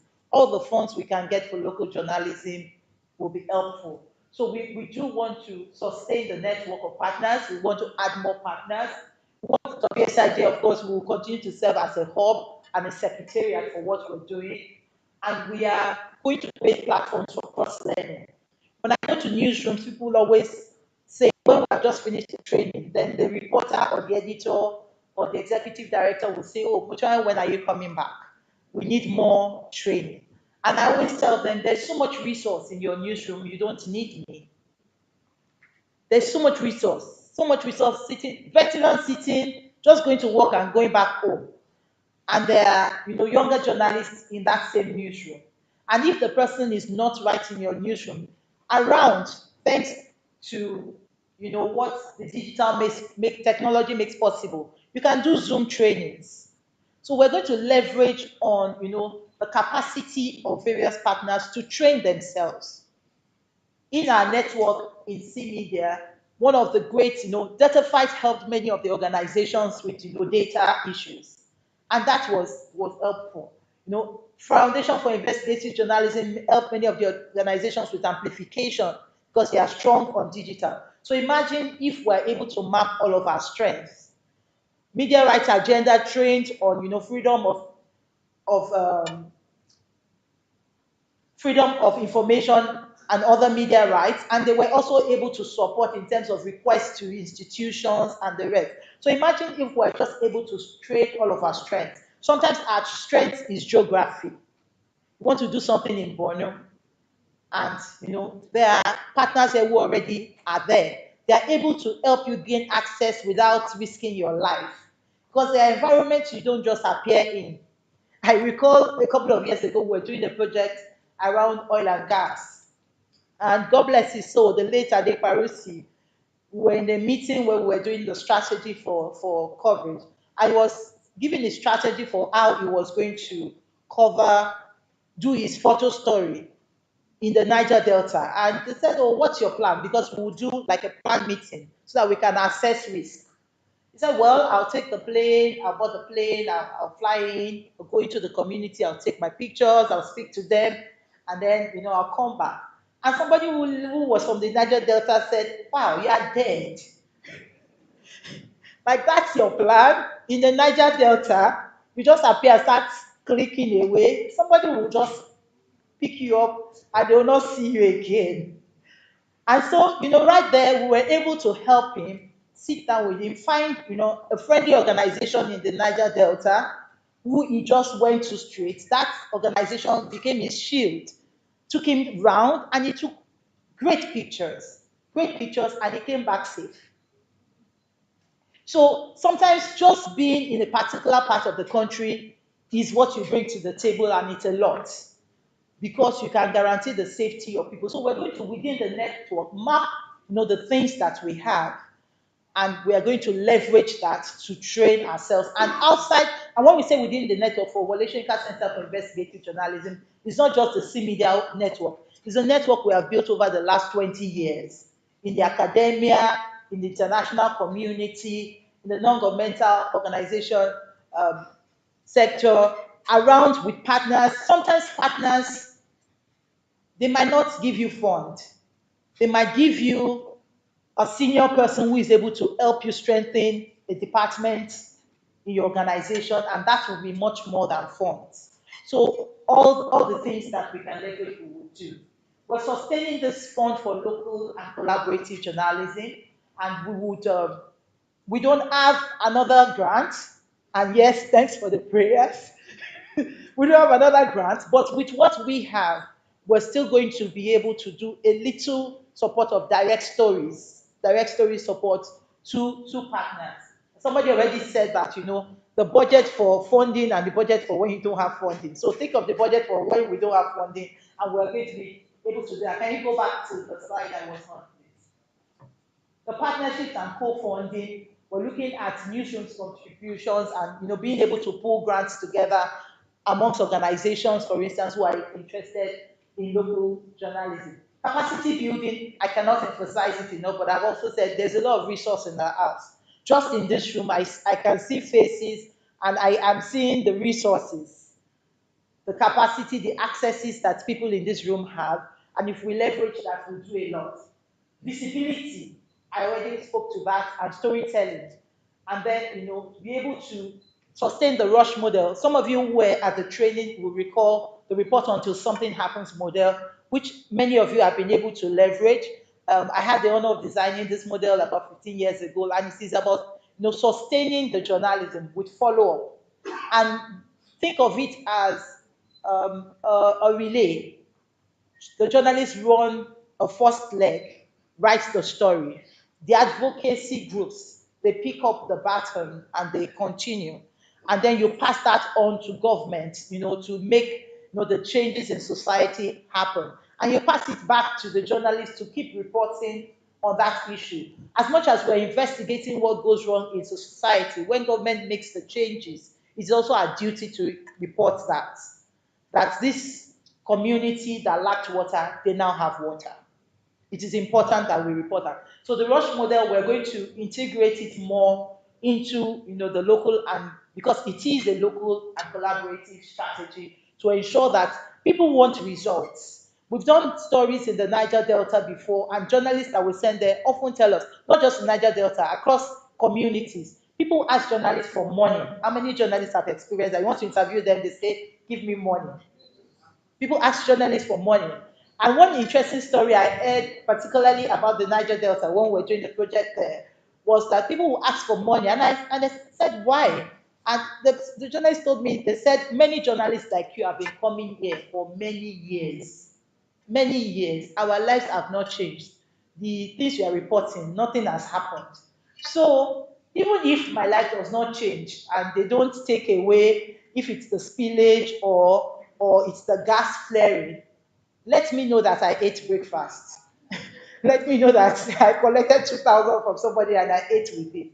And that is sad for us because what we want are things that are bigger than them just eating food. We want society to be better. We want things to function well. So we want to ensure that we are able to follow up. We report it until something happens, until something changes. What is going to happen as we increasingly use this model is that we would see that the trust in journalism would rise because people would say a journalist came here. And then, for the example you have given, a road that was not there that is now there, people would remember that a journalist reported it and then they made changes. So people would be more attuned to supporting journalism.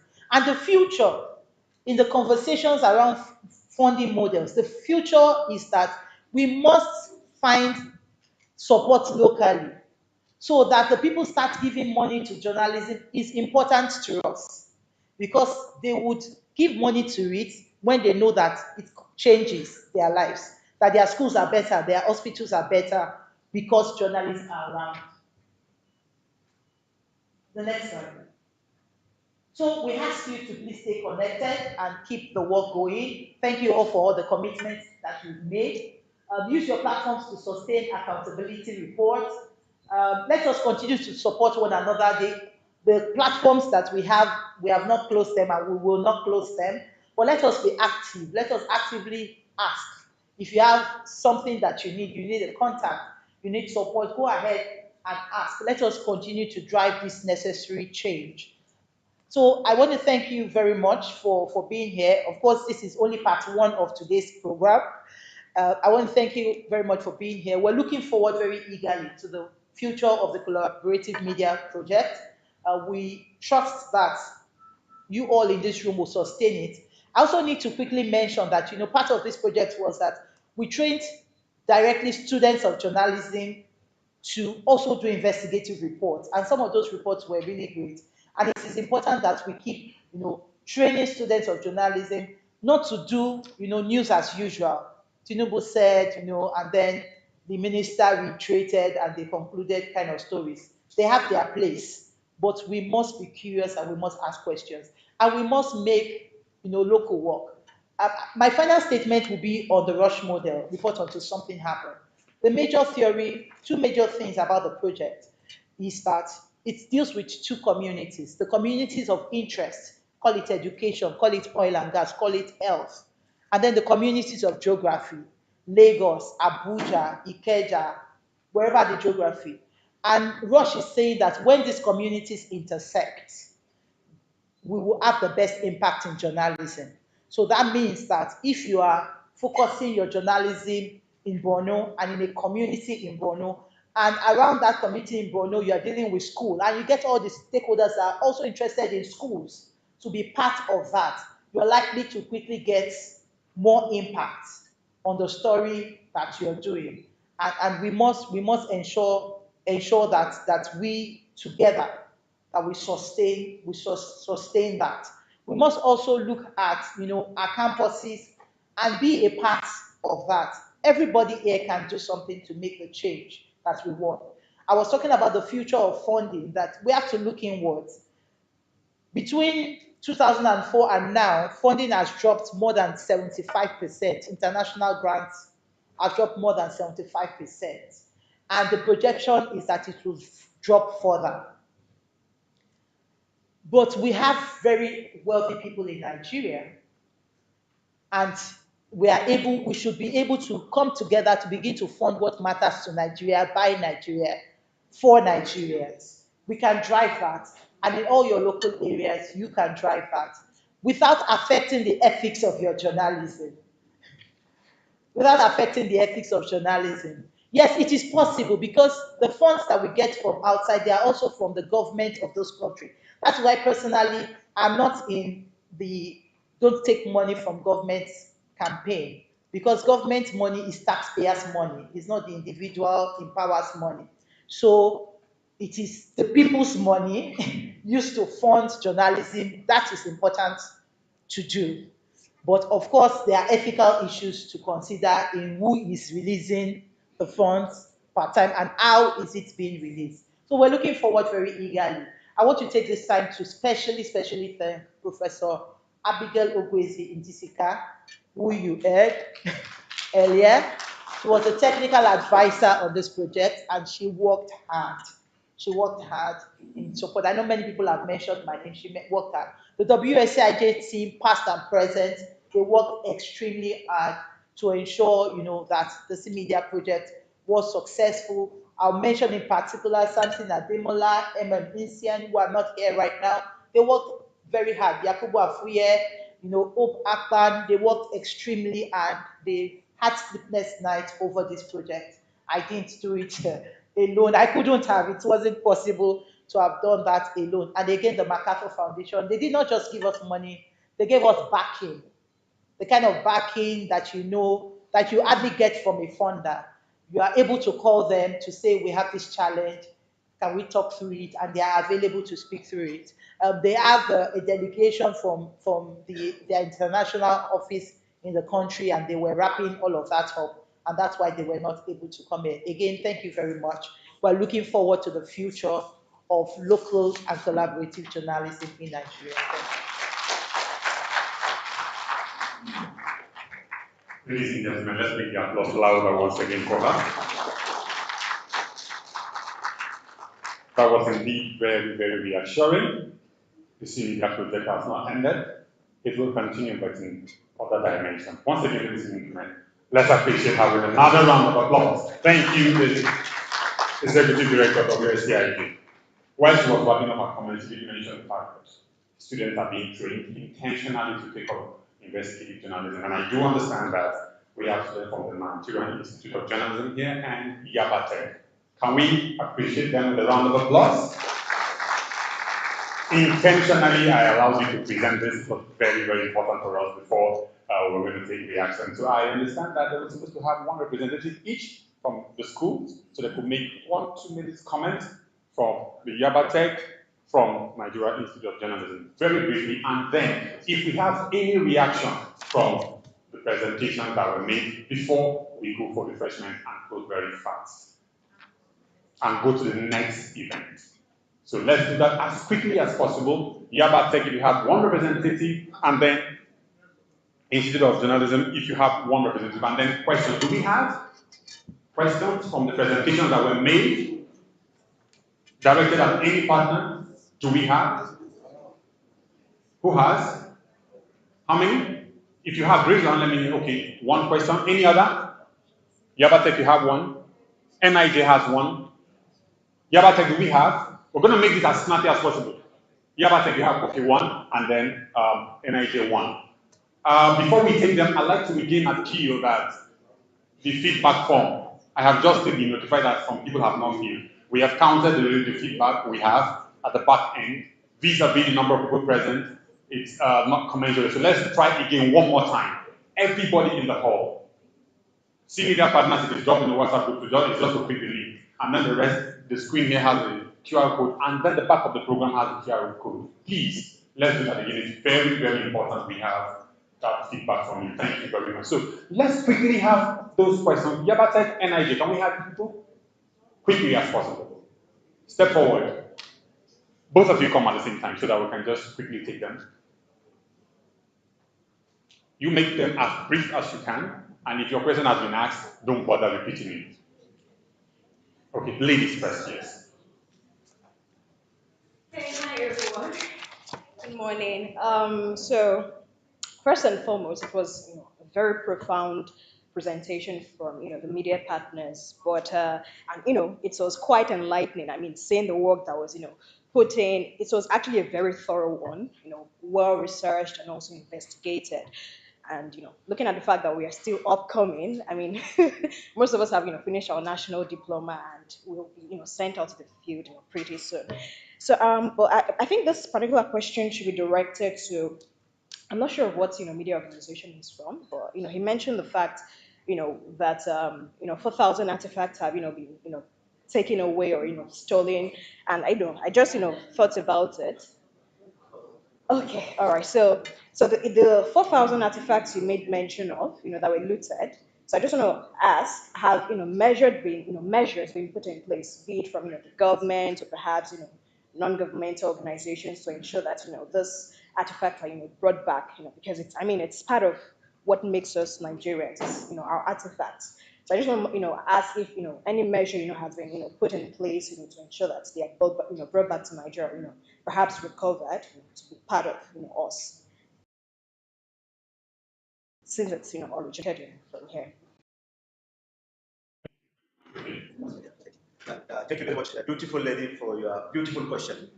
So, actually, media advocacy is a continuous process, and particularly, the geographical area where the thing has happened, or where the thing took place. But you are all aware, some of the artifacts that has been, you know, returned back from Benin side, I think. So we are from the conservative side, sorry to say. We the Northerners, we are from the conservative side.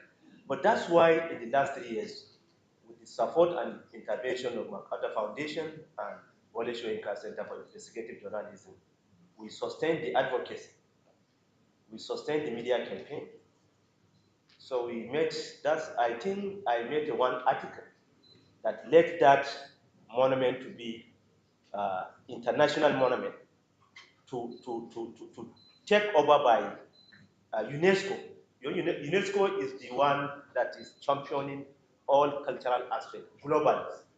So thank you, the lady from Yabatek, for the, okay, journalism. So thank you for the questions. I think, as our CEO said, the future of media or journalism is local, collaborative, and digital.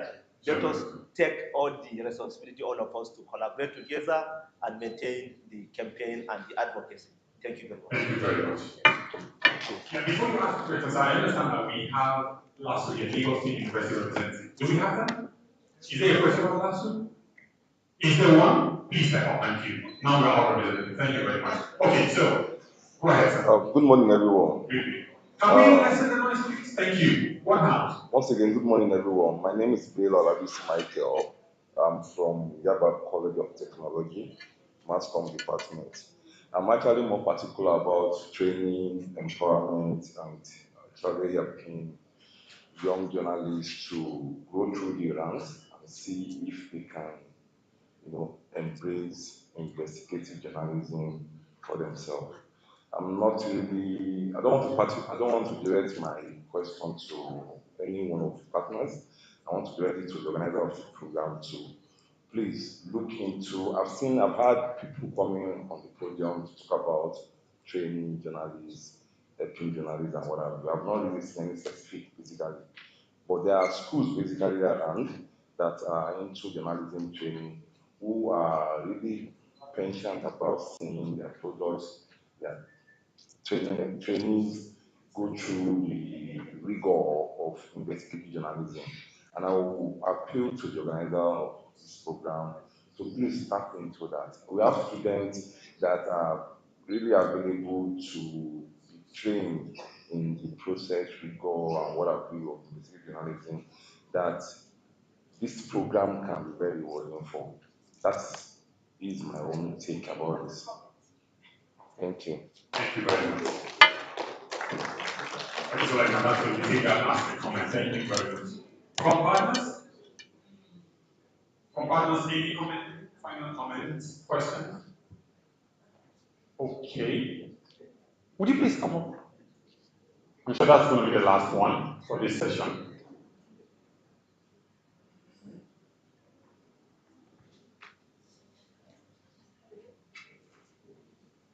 If you make it master, thank you.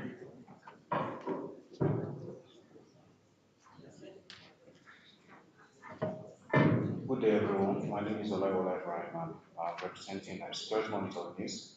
I just want to make a comment, which is particularly from what the director said, Mrs. Motorayo.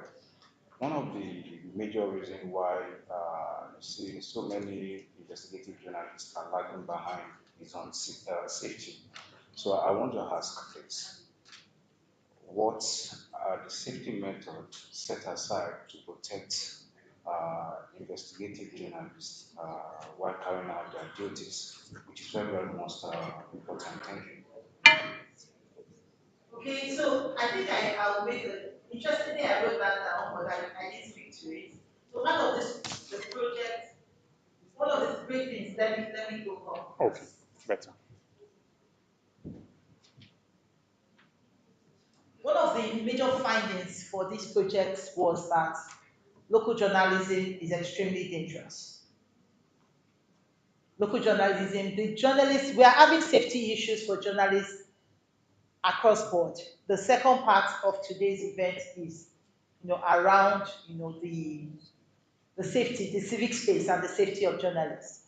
And under that project, we have holistic safety training that we do for journalists, which includes psychosocial support for journalists. We have that psychosocial support on a rolling basis. So journalists can apply for it even now. You can apply for, and we pay the counselor, and you have total confidentiality. They do not report. They report to us that this journalist is here, but they do not report your conversation or anything that transpires to us. As one of them actually initially did, we again point it out to them that no, we don't want the details of, so that exists. But my emphasis is more on the fact that at the state level, the governors have promised that there are lots of the manner, honestly. And they totally take charge. It's not federal where you just tweet or whatever. They totally take charge. Mohammed Aruna is on exam. He was in this hall with us how many whatever ago. He's on exile because of safety. So when you report, and that is why you find that many of the organizations we supported, they stayed in Lagos or stayed in Abuja or stayed in somewhere else and were reporting those areas, which is not the best model for local journalism. The best model for local journalism is that the journalists actually stay in those communities and they understand the community, because otherwise we'll be replicating the helicopter reporting we are blaming the international media for, that they fly into Nigeria, they'll just take a clip, and that we are doing that helicopter reporting even within the country because of the safety of journalists. So we need to take government to task on the safety of journalists. And I'm happy we're ending in this note because we're going to a session that is fully about safety. And the numbers are not nice. The experiences in the last, unfortunately, in when democracy is supposed to be getting stronger, the safety of journalists is getting weaker, and that is an aberration. So newsrooms have responsibilities. Editors who are sending people out, go ahead and do your risk analysis before you send journalists out. Go ahead and get needed support. There is a lot of pro bono support available locally and internationally for journalists. Let us apply that. But I think a major thing is that we must hold government accountable. The citizen as well as the journalists must be safe to report. They must be safe to ask questions. They must be safe after, before they speak and after they have spoken. A leader once said that, I guarantee you freedom of speech, but I do not guarantee you freedom after speech. We must be guaranteed freedom after speech. But a note of warning for those that are doing digital. There's also a lot of indiscipline happening, especially on digital platforms, because people are anonymous. People say all sorts of things. Please read the Cybercrime Act. We are asking for amendments, not an abolition of the act. That's after the amendment, you still be liable if you post things that you do know nothing about as facts and you cause harm. You can still be arrested and you can be sued for it. So, let us balance. We hold government accountable. We also, as citizens, become more responsible individuals. And newsrooms need to take the safety of journalists seriously. The safety of journalists seriously. Thank you. Thank you very much.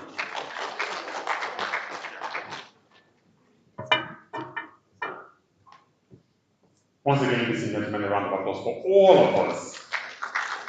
Beautiful interaction. Okay, so as we gradually wind down, I'd like to invite the Associate Director of Programs, WFCIJ, Laura Ede, to please step forward and move a vote of thanks for us. A round of applause for Laura. Let's make our welcome a round of applause, please. Thank you very much.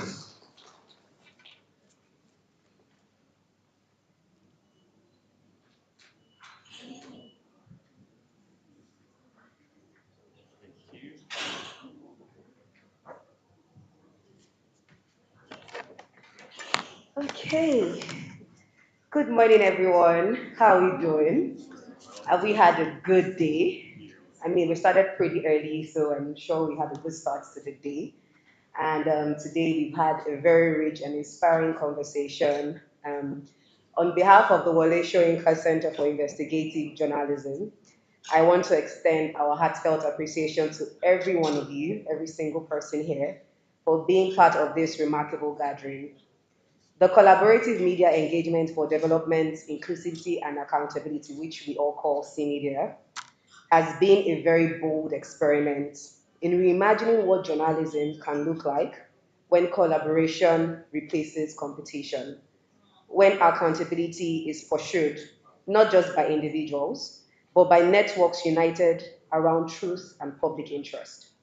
Over the past 3 years, we have seen that it is possible when the media works hand in hand with civil society, academia, and local communities. From the 26 subgrantees who have brought powerful stories from the grassroots to editors who open their newsrooms to new ways of working, you have each contributed to a collective legacy that has truly shifted the conversation on local journalism and governance in Nigeria. Our sincere gratitude goes to the MacArthur Foundation for believing in this vision from the very beginning, for investing not just in institutions, but in people, systems, and stories that hold power accountable. We also appreciate our co-grantee, the Center for Journalism, Innovation and Development, CGID, for walking this journey with us and reinforcing the principle that meaningful impact comes from shared purpose. Today's session reminds us that CMedia was never just a project, it was a proof of concept that when Nigerian journalists collaborate, the ripple effects reach policy tables, empower citizens, and strengthen democracy. As we close this chapter, our challenge and our opportunity is to sustain the momentum. To all our distinguished guests, our funders, partners, editors, reporters, and civic actors, Thank you for your insights, your presence, and your continued belief in the power of local journalism. To my wonderful colleagues at WSCIJ, from the programs department to comms, to admin, to finance, even office management, thank you so much for your resilience, attention to detail, and commitment that made today possible. As we look ahead, may we take the spirit of CMedia forward to continue collaborating, innovating, and keeping the light of accountability burning in every corner of this country. Thank you, and see you at the next event. The Civic Space Guard presentation happens shortly. Thank you so much. Thank you very much, Laura. Up next, we're going to take some very few photographs, and then we'll be done with this session. So I'd like to appeal that photographs are going to be in this order: partners with the executive director of WSCIJ, we'll take partners with special guests, we'll take partners with others, and then everyone in the team who will take. So I don't know how the photographer is going to arrange that, but for the meantime, can we have all CMedia partners step forward with it? Yes, yes, please. Okay, so all CMedia partners, executive director and the technical partner, please step forward. Up or down? Up and down. Okay, from up, stop down. So down from up. So let's just keep coming, all CMedia partners.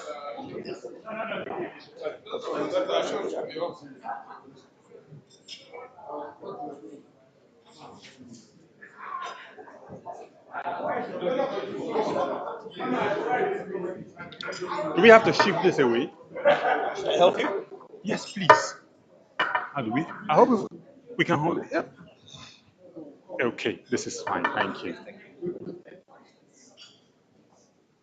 I think we're not centralized. We're a bit too much to the left. A little bit to the right again.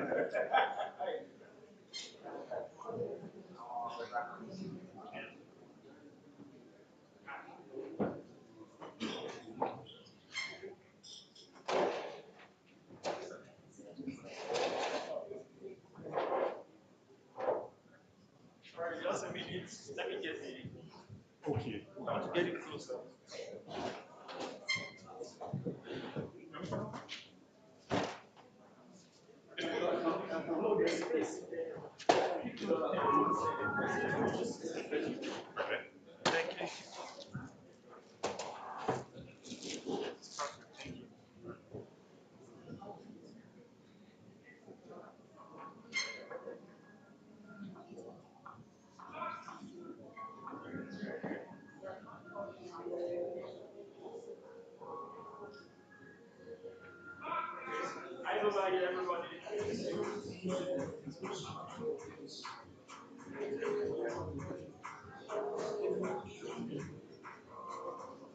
Let's try and smile more. That's better.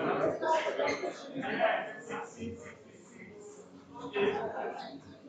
Thank you. Next round.